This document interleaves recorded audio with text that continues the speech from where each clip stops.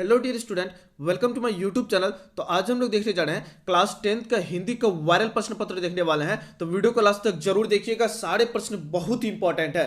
चलिए सबसे पहला नंबर प्रश्न की ओर बढ़ते हैं। पहला नंबर प्रश्न में खड़ा है शेखर एक जीवनी उपन्यास किसकी रचना है? किसकी रचना है? तो याद रखेंगे सचिनानंद हिरानंद वत्स्य अज्ञ का। ऑप्शन नंबर बी जो है इसका बिल्कुल सही उत्तर हो जाएगा।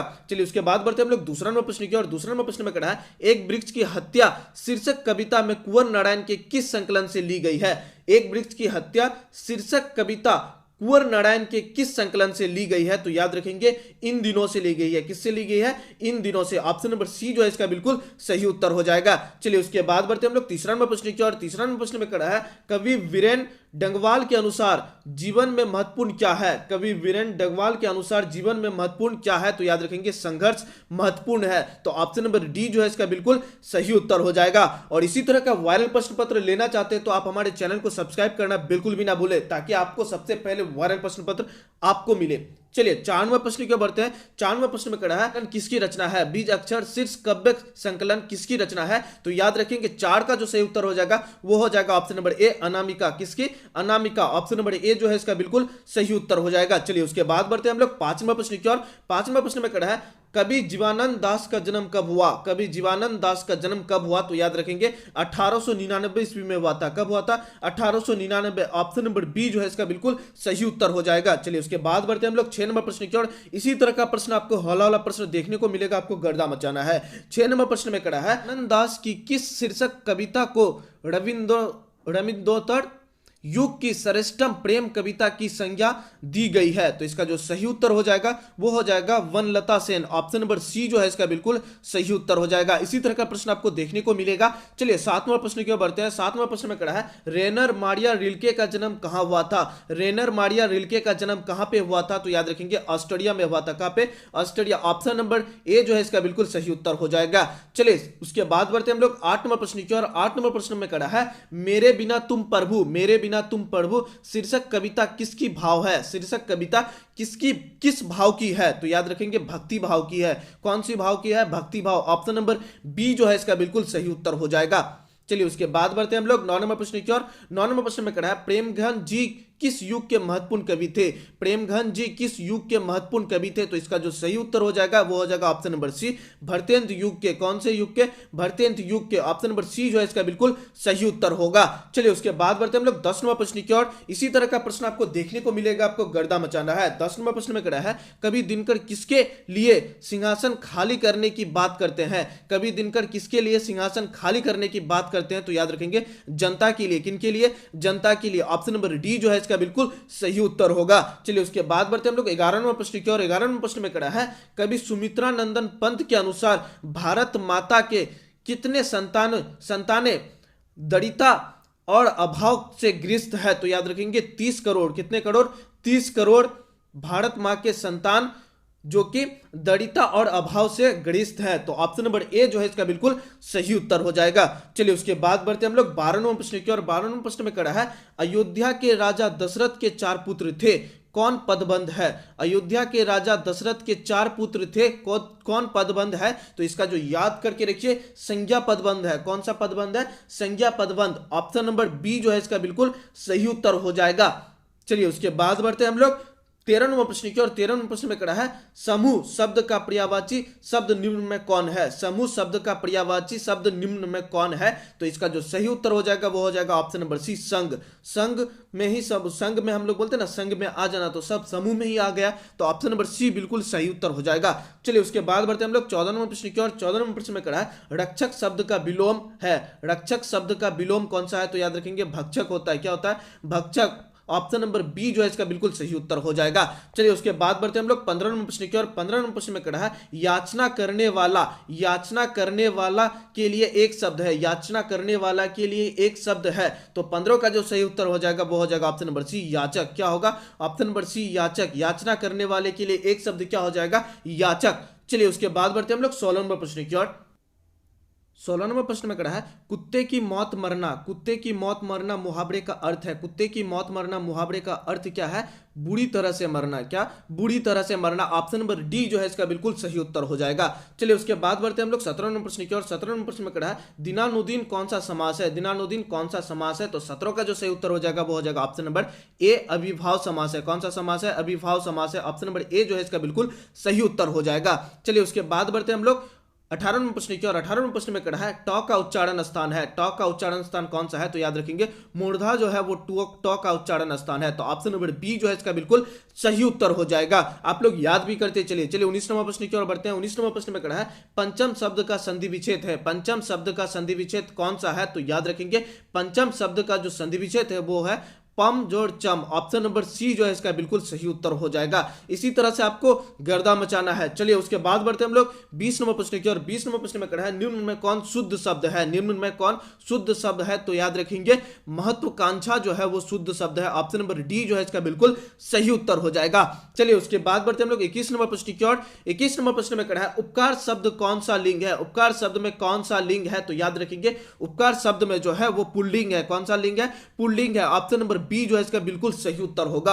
आप लोग याद भी करते चलिए। चलिए उसके बाद बढ़ते हम लोग 22 नंबर प्रश्न की ओर। 22 नंबर प्रश्न में कड़ा है लोगों ने चोर को मारा। लोगों ने चोर को मारा किस कारक का उदाहरण है? लोगों ने चोर को मारा किस कारक का उदाहरण है? तो याद रखेंगे कर्म कारक का। कौन सा कारक का?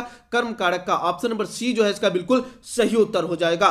चलिए उसके बाद बढ़ते हम लोग 23 नंबर प्रश्न की ओर। 23 नंबर प्रश्न में कड़ा है लेखक शब्द का स्त्रीलिंग रूप क्या है? लेखक शब्द का स्त्रीलिंग रूप कौन सा है? तो याद रखेंगे लेखिका। ऑप्शन नंबर डी जो है इसका बिल्कुल सही उत्तर हो जाएगा। चलिए उसके बाद बढ़ते हम लोग 24 नंबर प्रश्न की ओर। बिल्कुल आप लोग वीडियो को लास्ट तक जरूर देखिए। सारे प्रश्न आपको एग्जाम में देखने को मिलेगा। यहीं से प्रश्न पूछेगा एग्जाम में। चलिए 24 नंबर प्रश्न में कह रहा है बहुत दूध किस विशेषण का उदाहरण है? बहुत दूध किस विशेषण का उदाहरण है? तो याद रखेंगे परिणाम बोधक। कौन सा?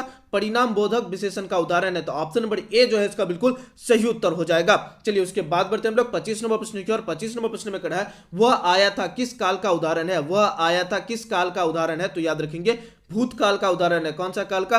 भूतकाल। ऑप्शन नंबर बी जो है इसका बिल्कुल सही उत्तर हो जाएगा। चलिए उसके बाद बढ़ते हम लोग 26 नंबर प्रश्न की ओर। 26 नंबर प्रश्न में कहा है युगपत्ति की दृष्टि से शब्द के कितने भेद है? युगपत्ति की दृष्टि से शब्द के कितने भेद है? तो याद रखेंगे 4 भेद है। कितने भेद है? 4 भेद है। ऑप्शन नंबर सी जो है इसका बिल्कुल सही उत्तर हो जाएगा। चलिए उसके बाद बढ़ते हम लोग 27 नंबर प्रश्न की ओर। 27 नंबर प्रश्न में कहा है वियोग शब्द में उपसर्ग है। वियोग शब्द में कौन सा उपसर्ग है? तो याद रखेंगे वी जो है वो उपसर्ग है। तो ऑप्शन नंबर डी जो है इसका बिल्कुल सही उत्तर हो जाएगा।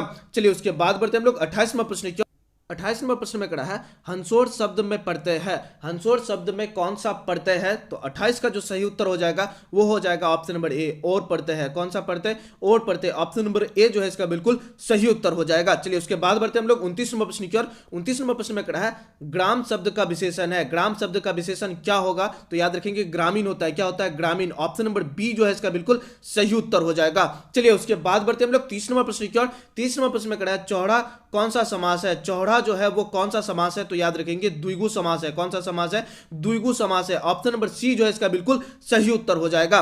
चलिए उसके बाद बढ़ते हम लोग 31 नंबर प्रश्न की ओर। 31 नंबर प्रश्न में कड़ा है आ ई उ। आ ई उ कौन सा स्वर है? तो याद रखेंगे दीर्घ स्वर है। कौन सा स्वर है? दीर्घ स्वर। ऑप्शन नंबर ए जो है इसका बिल्कुल सही उत्तर हो जाएगा।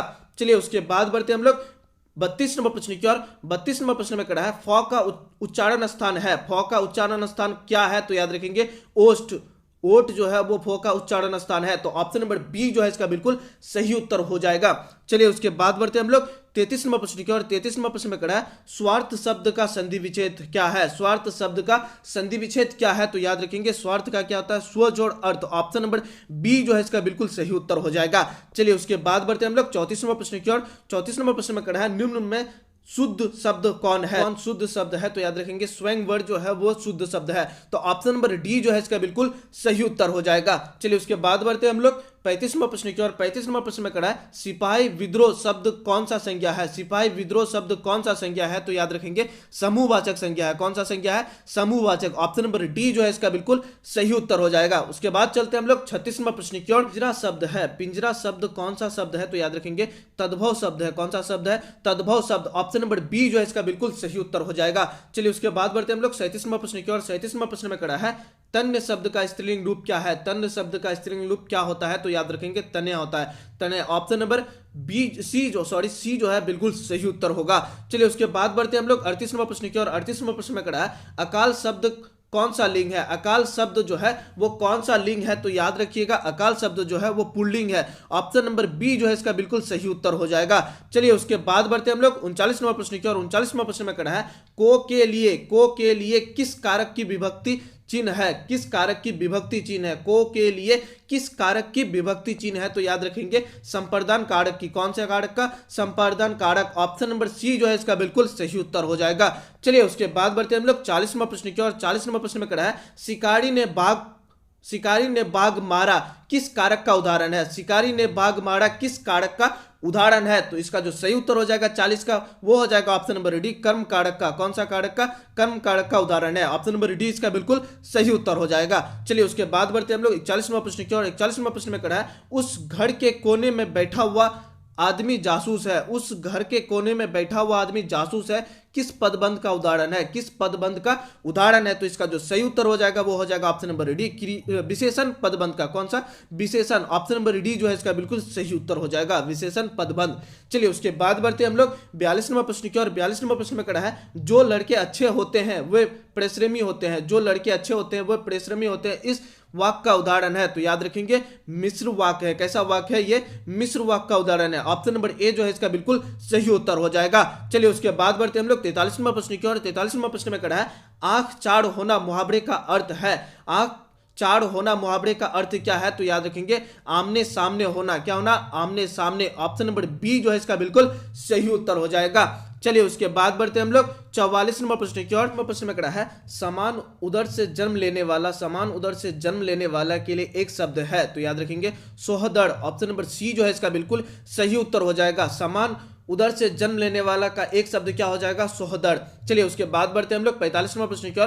45वां प्रश्न में कड़ा है वीर शब्द का विलोम है। वीर शब्द का विलोम कौन सा है? तो याद रखेंगे कायर होता है। क्या होता है? वीर शब्द का विलोम क्या होता है? कायर होता है। ऑप्शन नंबर डी जो है इसका बिल्कुल सही उत्तर हो जाएगा। चलिए उसके बाद बढ़ते हम लोग 46वां प्रश्न की ओर। 46वां प्रश्न में कड़ा है घर वाले के रहते एक अच्छी साड़ी नसीब नहीं हुई। घर वाले के रहते एक अच्छी साड़ी नसीब नहीं हुई ऐसा किसने कहा? ऐसा किसने कहा? तो याद रखेंगे मगमा ने कहा। किसने कहा? मगमा ने कहा। ऑप्शन नंबर ए जो है इसका बिल्कुल सही उत्तर हो जाएगा। चलिए उसके बाद बढ़ते हम लोग 47वां प्रश्न की ओर। 47वां प्रश्न में कड़ा है घर पर दो लड़कियों और साल भर के लड़के को लेकर कौन अकेली थी? घर पर दो लड़कियों और साल भर के लड़के को लेकर कौन अकेली थी? तो याद रखेंगे लक्ष्मी अकेली थी।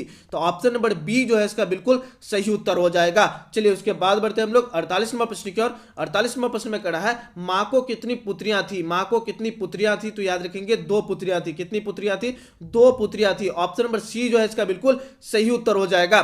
चलिए उसके बाद बढ़ते हम लोग 49 नंबर प्रश्न की ओर। 49 नंबर प्रश्न में कड़ा है यह बात अच्छी नहीं लगती कि मां महीने भर इधर उधर लुढ़कती रहे। यह किसने कहा? तो याद रखेंगे कैलाश ने कहा था। किसने कहा? कैलाश। ऑप्शन नंबर डी जो है इसका बिल्कुल सही उत्तर हो जाएगा। चलिए इसके बाद बढ़ते हम लोग 50वां प्रश्न की ओर। 50वां प्रश्न में कड़ा है भर आई आंख पोंछकर किसने आकाश की ओर देखा? भर आई आंख पोंछकर किसने आकाश की ओर देखा? तो याद रखेंगे किसने देखा? सीता ने। ऑप्शन नंबर ए जो है इसका बिल्कुल सही उत्तर हो जाएगा। तो ये 50 क्वेश्चन आपको हम करवा दिए। ये वायरल प्रश्न पत्र से लिया गया प्रश्न है, तो बिल्कुल अपने दोस्तों तक शेयर करना ना भूलिएगा। और चैनल को सब्सक्राइब अभी तक नहीं किए तो चैनल को सब्सक्राइब करके बेल आइकन के बटन को दबा दीजिए ताकि वायरल प्रश्न पत्र सबसे पहले आप तक पहुंचे। फिर मिलते हैं नेक्स्ट सब्जेक्ट का वायरल प्रश्न पत्र लेकर के। तब तक के लिए इतना ही। जय हिंद।